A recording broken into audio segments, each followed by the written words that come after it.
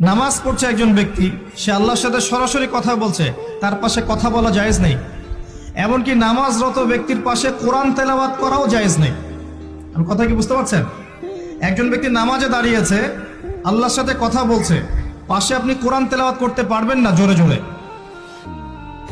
মনে মনে করতে হবে, করতে চাইলে মনে মনে করতে হবে। অনেক সময় মসজিদের ভিতরে দেখবেন নামাজ পড়া হচ্ছে, শোরগোল করছে। নবী সাল্লাল্লাহু আলাইহি ওয়াসাল্লাম বলেছিলেন, আখিরুজ জামানে, তিরমিজিতে আছে হাদিসটা, আখিরুজ জামানে ইসলামের নামটুকু থাকবে, ইসলামের প্রকৃত বিষয়গুলো থাকবে না। কোরআনের মাসহাফ থাকবে, যে মাসহাফ, কোরআনের মাসহাফটা থাকবে, এর শিক্ষাগুলো থাকবে না। মসজিদগুলো হবে চাকচিক্যময়, কিন্তু মসজিদ হবে হেদায়েত শূন্য। আর চতুর্থ লাইনটা আরো ভয়ঙ্কর। 4 নম্বর লাইনে গিয়ে নবীজি বলেছেন সাল্লাল্লাহু আলাইহি ওয়াসাল্লাম, আসমানের নিচে জমিনের উপরে আল্লাহর সবচেয়ে নিকৃষ্ট সৃষ্টি হবেন এক শ্রেণীর আলেম, যাদের থেকে ফিতনা ছড়াবে এবং তাদের দিকেই ফিতনা ফিরে আসবে।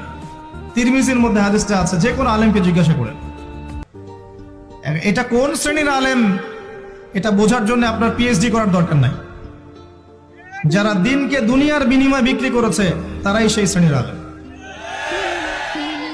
যারা সত্য কথা বলতে ভয় পেয়েছে তারাই সেই শ্রেণীর আলেম।